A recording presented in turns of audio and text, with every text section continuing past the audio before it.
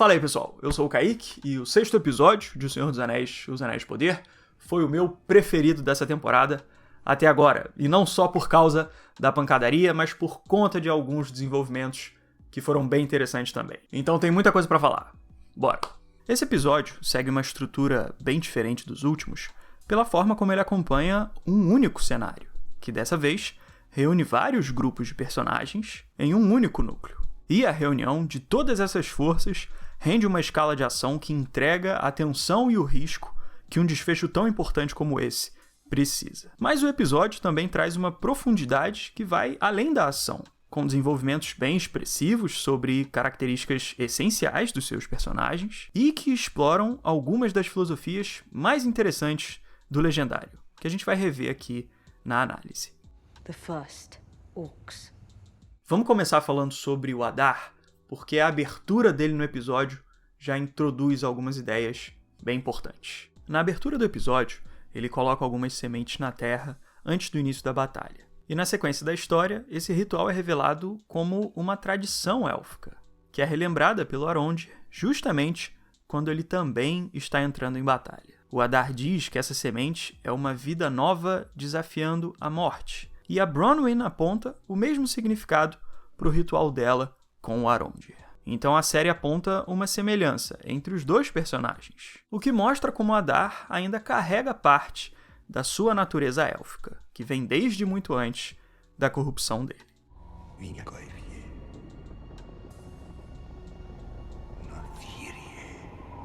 E essa característica dele é muito importante para o embate que ele vai ter com a Galadriel.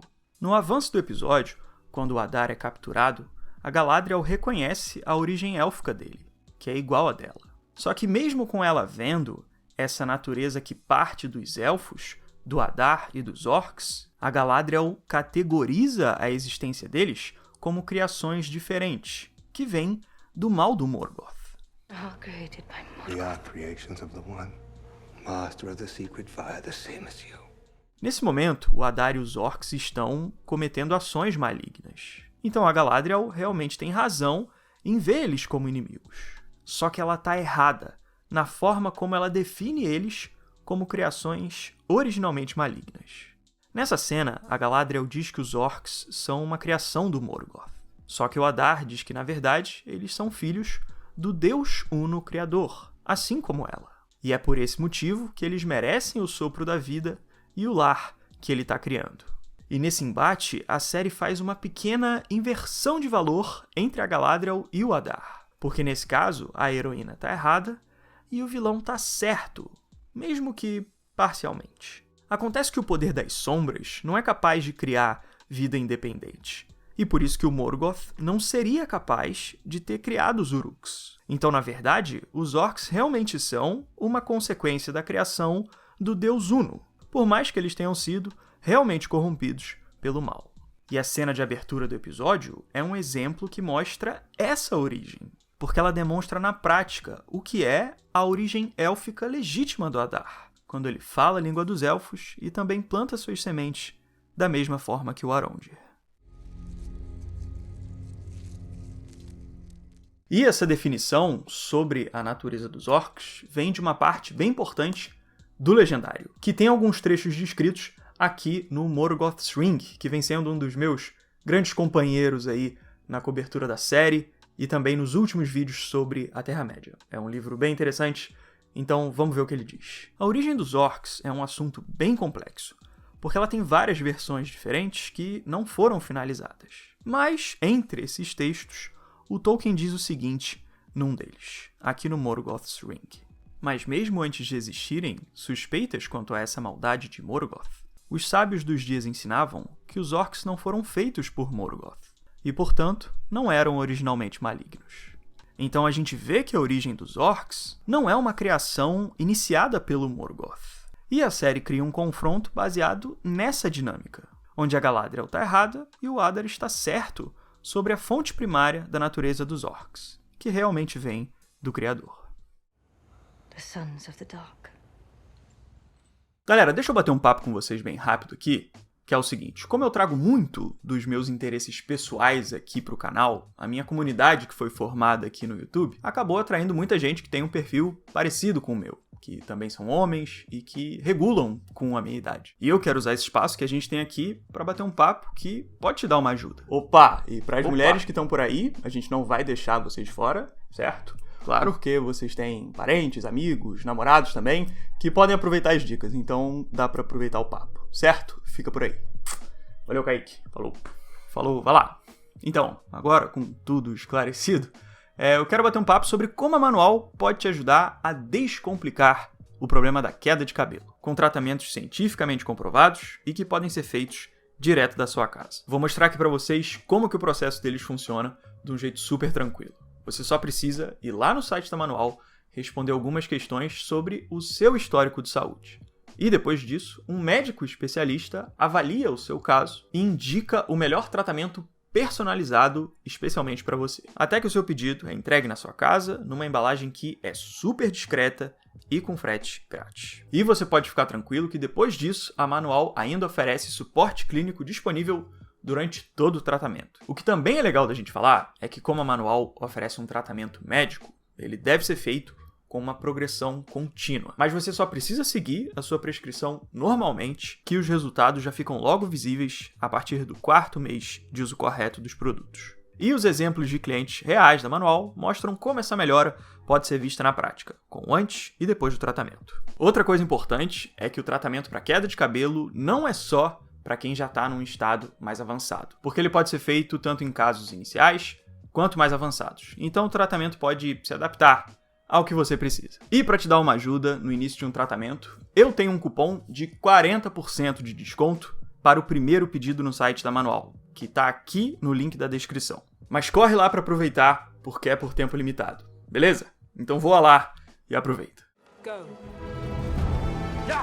Agora que a gente já comentou essa falha da Galadriel sobre a origem dos orcs, fica mais fácil da gente destacar o efeito que esse erro dela causa na trama. Porque algumas decisões da Galadriel, em paralelo com o Adar, formam grande parte da conclusão do episódio. Quando Halbrand está prestes a executar o Adar, a Galadriel impede a ação dele, porque ela diz que precisa do Adar vivo para desvendar as informações que ele carrega. Só que quando ela tem a chance de questionar o Adar, ela se deixa levar pela raiva e acaba na mesma posição do Halbrand, ameaçando executar o Adar pelo mesmo sentimento de vingança. Até que os papéis se invertem mais uma vez, com a Galadriel sendo impedida pelo Halbrand e deixando o Adar de lado. Perhaps I shall begin by killing you. You slavering orc. Galadriel.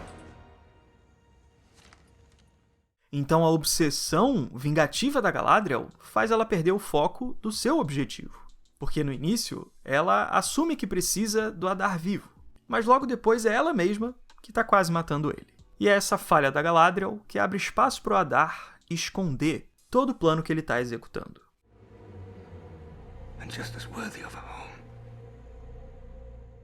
Assim que a Galadriel perguntou para o Arondir quem era o comandante dos orcs, ele apontou com bastante destaque que o Adar não deveria escapar com aquele item, o que já deixou bem claro que aquele objeto era algo importante. E por mais que ela não soubesse exatamente o que era aquele tal objeto, se ela tivesse aberto aquele embrulho, ela poderia saber que aquele machado comum seria uma armação.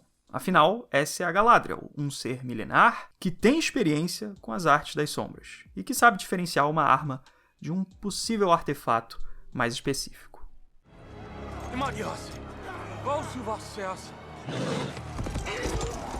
Mas o que acontece é que ela acaba se perdendo pelo ódio e é manipulada pelo inimigo. A Galadriel ameaça torturar os Uruks e depois quase executa o Adar. E nesse meio tempo, ela acaba deixando o que era mais importante para trás, como a cena te mostra. Repara que quando ela vai ameaçar o Adar, ela está de costas para o embrulho com a pista falsa, enquanto ela se mantém fixa no Adar. E quando ela se abaixa para ameaçar ele, a cena continua a mostrar ela deixando o embrulho para trás, enquanto ela se aproxima mais ainda do Adar. Porque esse foco dela na vingança faz ela se aproximar da direção errada. See, I'm not the only elf alive that's being transformed by darkness. o Adar finge o tempo todo que realmente precisa daquele item, porque ele tinha a intenção proposital de manipular a Galadriel. E enquanto ela cai nas manipulações e se deixa levar pela raiva, o Valdrag consegue concluir a verdadeira missão do Adar. E mais uma vez, a gente encontra a inspiração por trás desse conflito naquele mesmo texto do Tolkien que a gente já tinha debatido. Porque olha só o que ele fala sobre os orcs aqui. Os orcs não foram feitos por Morgoth e, portanto, não eram originalmente malignos. Eles podem ter se tornado irredimíveis, ao menos para os elfos e homens, mas eles permaneciam dentro da lei, ou seja, embora por necessidade, sendo os dedos da mão de Morgoth, eles devessem ser combatidos com a máxima severidade, eles não poderiam ser lidados nos próprios termos de crueldade e traição. Cativos não deveriam ser torturados, nem mesmo para descobrir informação. Este era o ensinamento dos sábios, embora no horror da guerra, ele nem sempre fosse seguido. Então o Tolkien diz que, por mais que os orcs devessem ser combatidos, eles não deveriam ser enfrentados com a mesma crueldade deles, e por isso que eles não deveriam ser torturados. E o texto ainda fala que na tensão da guerra, essas diretrizes nem sempre eram seguidas.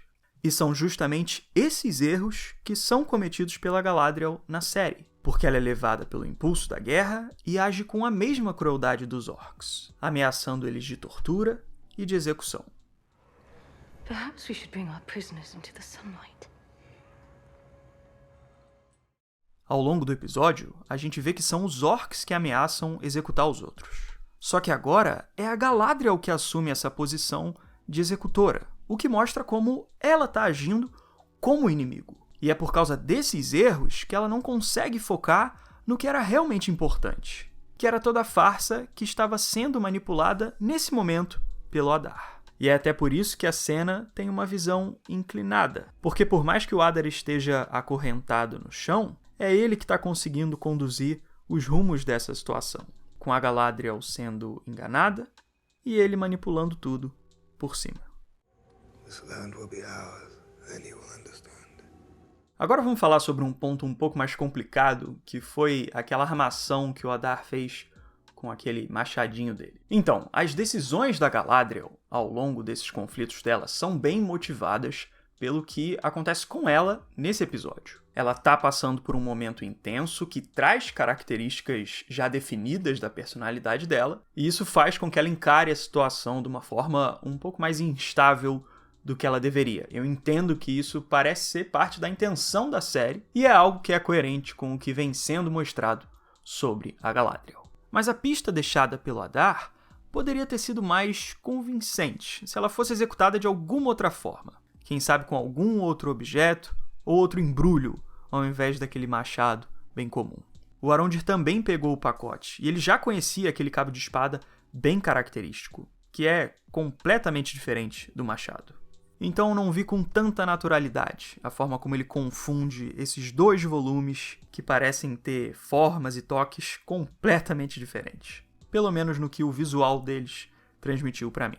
E como essa dinâmica da confusão do cabo da espada é essencial para o desfecho do episódio, eu senti falta de vê-la sendo desenvolvida de uma forma um pouco mais convincente no seu visual. Só para encerrar essa parte focada no Adar, outro ponto sobre ele é que nos últimos vídeos eu tinha comentado que ele parecia estar caminhando para criar algum recurso baseado em fogo e erupções, para bloquear a passagem de luz. E o plano dele amarra muito bem tudo que tinha sido apresentado sobre a estratégia dele até agora, com ele criando todos aqueles túneis que na verdade eram canais de água. Eu tinha um pouco de receio de ver alguma propriedade mágica sendo usada com exagero nesse desenvolvimento do plano dele, pela forma como ele parecia envolver alguns elementos bem grandiosos. Mas a forma como ele criou uma estrutura que depende bastante da natureza e de uma estrutura realmente construída foi bem coerente com o nível de fantasia das histórias do Tolkien. Agora vamos falar sobre o Halbrand, porque ele indicou algumas revelações bem interessantes sobre ele. Nos últimos vídeos de análise, eu tinha comentado como Halbrand vinha demonstrando uma sensação de culpa por algum acontecimento trágico do passado dele. E eu imaginei que essa tragédia poderia ter sido a perda de alguém, porque ele parece ter uma identificação bem forte com a perda que a Galadriel enfrentou pela morte do irmão dela. E agora, nesse episódio, ele indica que esse trauma do passado dele envolve diretamente o Adar, já que ele pergunta se ele lembra dele. E a reação do Adar parece reforçar que o Halbrand realmente pode ter passado pela perda da morte de alguém. Did I cause someone you love pain? A gente não sabe ao certo o que o Halbrand já vivenciou com o Adar ou não, mas isso é questão de tempo para ser revelado. Então, vamos ficar no aguardo. Mas o que já parece ser bem notável agora é que a identificação dele com a Galadriel ficou ainda mais forte nesse episódio, justamente por causa do que eles dois sentem em relação ao Adar. Assim como Halbrand carrega uma sombra do seu passado, a Galadriel também enfrenta o peso da sua busca por um sentimento antigo de vingança. E isso faz com que os dois tenham um sentimento vingativo parecido. Mas assim como os dois quase falham da mesma forma, quando eles quase executam ele, são eles que impedem um ao outro de cederem aos seus ideais de vingança. E toda essa dinâmica ganha um valor temático muito expressivo, porque ela se conecta muito bem com o que o Finrod ensina para Galadriel no primeiro episódio da série. Ele dizia que o barco percebia a escuridão de baixo, mas se mantinha olhando para o alto, para a luz que poderia guiar ele, e que era por isso que ele poderia seguir em frente. The ship feels the darkness as well, striving moment by moment to master her and pull her under. E os conflitos deles dois, do Halbrand e da Galadriel, colocam eles em situações que se encaixam com essa dinâmica, onde eles veem a escuridão de baixo, literalmente embaixo, mas escolhem seguir na direção da escolha certa, quando um relembra ao outro do que eles devem fazer. One cannot satisfy thirst by drinking seawater. E o que cria a identificação entre eles é o fato dos dois já terem visto a mesma escuridão. Então, quando um consegue seguir em frente, o outro vê um exemplo para si mesmo. Unless you pull me back first.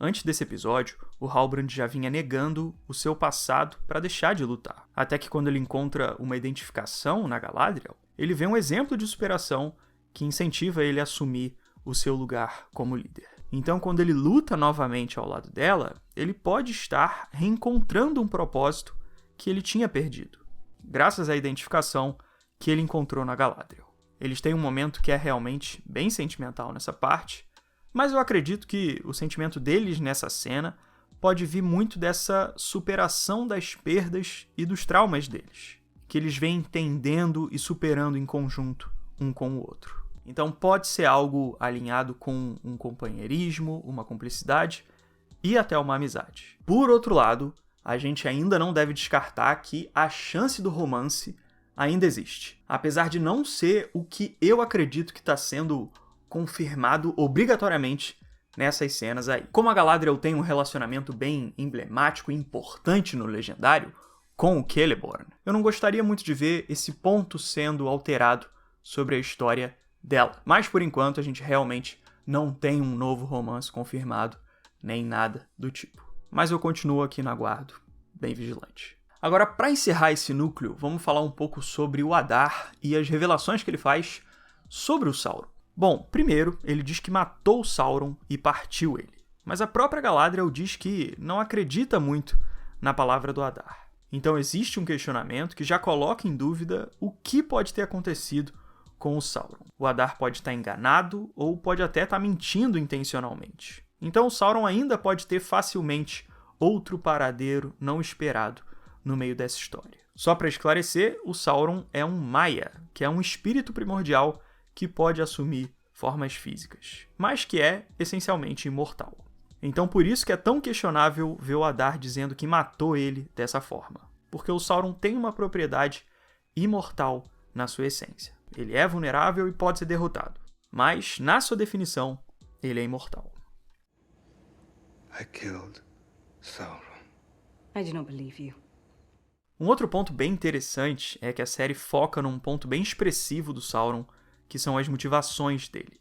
Porque o Adar diz que ele buscava curar a Terra-média para buscar ordem.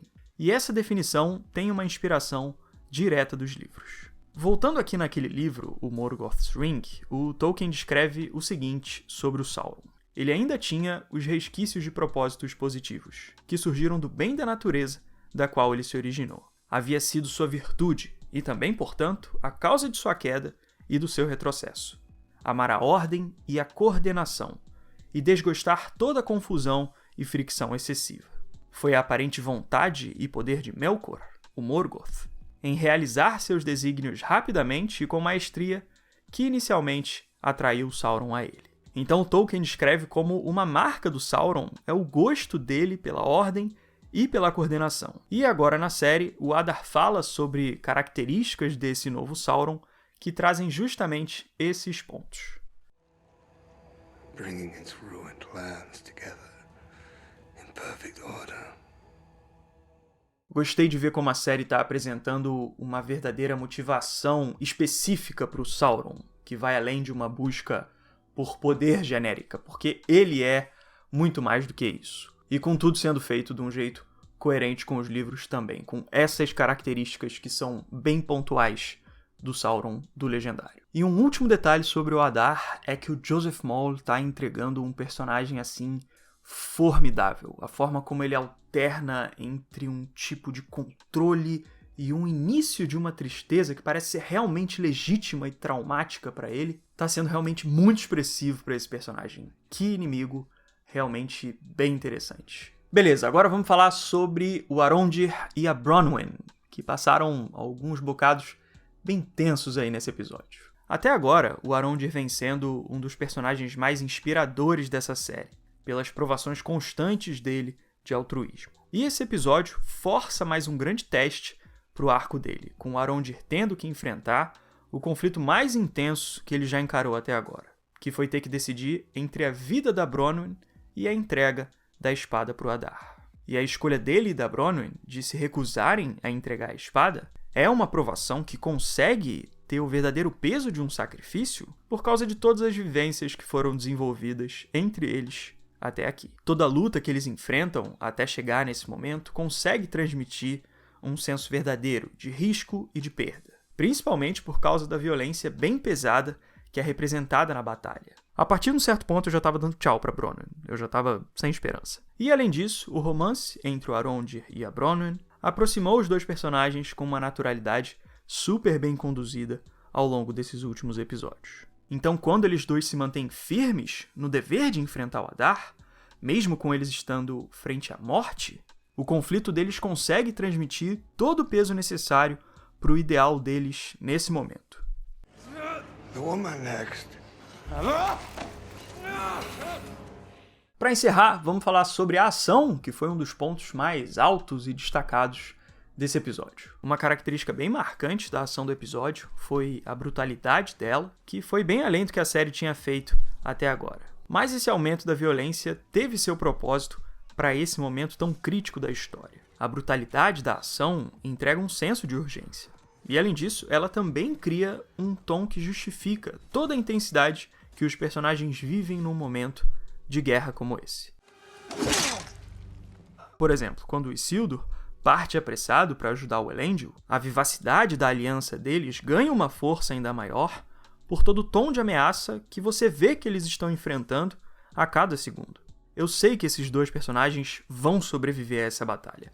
Eu conheço a história deles. Mas o que faz essa cena ter propósito é transmitir o que eles estão vivendo aqui. Essa divisão entre o perigo, a aliança, a cumplicidade e a batalha. I'm all right. I thought you were. I'm all right.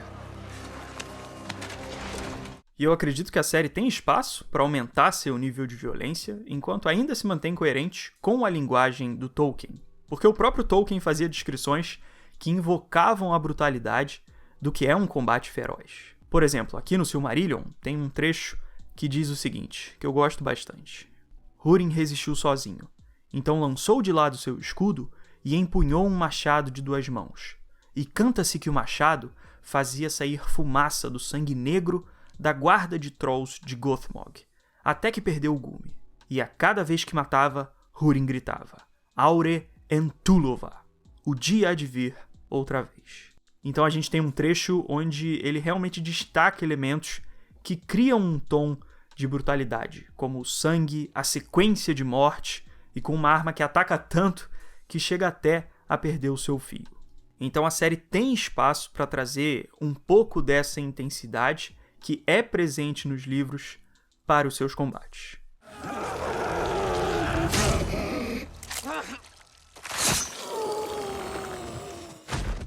Então é isso, galera. Essas foram as minhas impressões sobre esse episódio bem maneiro, que foi o 6º de O Senhor dos Anéis e Os Anéis de Poder. Tô bem ansioso para ver o final da temporada. A gente teve alguns capítulos mais calmos, né, de construção mesmo da chegada de um conflito. E agora teve um baita de um episódio. Digam aí o que vocês acharam dele nos comentários. Se ainda não forem inscritos, convido vocês a se inscreverem aqui também. Deixe um like aí se você gostou do vídeo. E a gente se vê no próximo, beleza? Então fico por aqui. Valeu e um abraço.